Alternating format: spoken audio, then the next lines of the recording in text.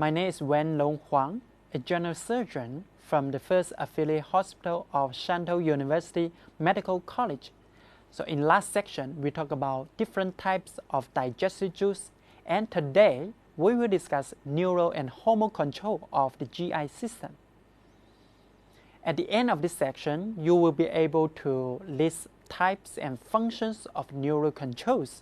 You will also be able to understand the functions of gastrin, cholecystokinin, secretin, gastric inhibitory peptides, and as well as predict the consequences of abnormal hormonal control. Let's start off with a case. Mr. Zheng, a 38-year-old man, presented to the emergency room with recurrent epigastric pain and diarrhea for 5 years. He had been treated with omeprazole with unsatisfied outcomes. Gastroscopy revealed multiple ulcers in the stomach and the duodenum. Serum gastrin level was 500 picograms per milliliter, with a normal range of which is less than 200. So questions for you. Why did omeprazole not achieve satisfied outcome in this patient? We will try to answer this question by discussing the neural and hormone controls of the GI system. Extrinsic innervation. Parasympathetic nervous system, the vagus and the spinal nerves, stimulates GI tract motility and secretions. Sympathetic nervous system, postganglionic sympathetic fibers, which connects the submucosal and the mesenteric plexus, innervates the GI tract and reduce peristalsis and secretory activity. Another innervation is the enteric nervous system, which we also know as the gut brain. It consists of the mesenteric plexus and submucosal plexus. The mesenteric plexus is located between the longitudinal and the circular layer of the smooth muscle and controls GI tract motility. The submucosal plexus is within the submucosa. Its main role is to sense the environmental changes within the lumen, regulating the gastrointestinal blood flow. Extrinsic controls involve central nervous system centers and extrinsic autonomous nerves, which facilitate long reflexes arising within or outside the GI tract. For example, when we smell or think of a delicious dish, the salivary glands in the mouth begins to secrete. Intrinsic controls, nervous pressures near the GI tract initiate short reflexes, which are mediated by the local enteric pressures. For example, the fats in the GI lumen stimulate the release of bile from the gallbladder. Other than the neural control, GI hormones also play important roles in digestion. The GI hormone. The two major families of GI hormone are gastrin and secretin. The gastrin family includes gastrin and cholecystokinin, the CCK. And the secretin family includes secretin, glucagon, vasoactive intestinal peptide, we call it VIP, and the gastric inhibitory peptide, the GIP. And today we will discuss gastrin, cholecystokinin, secretin, and the gastric inhibitory peptides.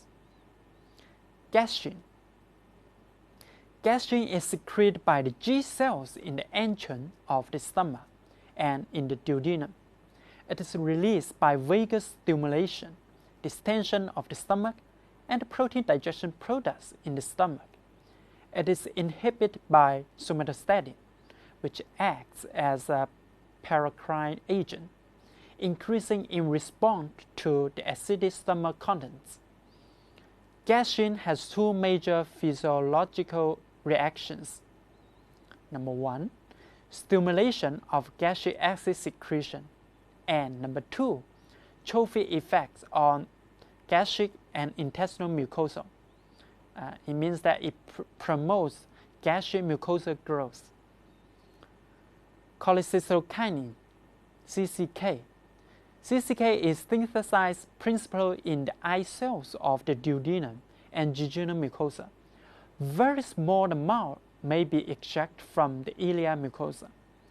Principal stimuli for CCK release are digestion products of fats and proteins in the small intestine.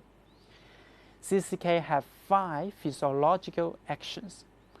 Number 1, CCK strongly stimulates pancreatic enzymes secretion. Number 2, it acts as a potent stimulus for bile duct secretion. And number 3, it inhibits gastric emptying. And number 4, exerts trophic actions on the pancreas. And the last one, it stimulates gastric acid secretion, bicarbonate secretion, gastric and intestinal motility, insulin release, and mucosa growth. Secretin. The most potent stimulus for secretin release is acidification of the duodenum. The fatty acids are weak stimulants for secretin release. Proteins or carbohydrate digestion products do not cause significant secretin release, nor does the neural mechanism. And 4 physiological actions can be attributed to secretin. And number 1, it stimulates the pancreatic fluid and bicarbonate secretion. And number 2, it inhibits gastric acid secretion, both gastrin release and gastrin stimulate acid secretion. And number 3, it stimulates the hepatic ducts to secrete bicarbonates. And the last one, it exerts trophic actions on the pancreas. Gastric inhibitory peptide, GIP. GIP is secreted by the endocrine K cells in the duodenum and jejunum. Glucose in the upper small intestine causes GIP release.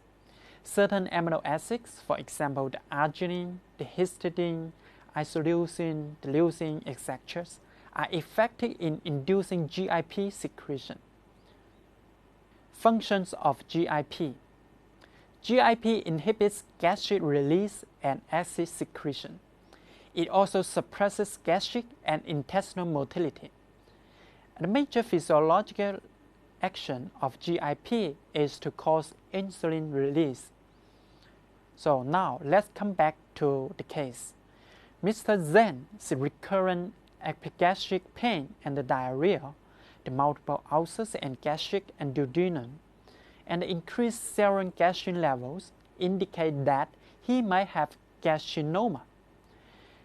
Gastrinoma strongly stimulates hydrogen chloride secretion, which results in the ulcers that cannot be cured with omeprazole, which is a proton pump inhibitor. Question: what's the management plan for this patient? Summary: in this section, we have discussed the types and functions of neural controls. We have also talked about the 4 hormones: the gastrin, cholecystokinin, the secretin, and gastric inhibitory peptides. And that's all for today. And next section, we will talk about mechanical digestion. Thank you.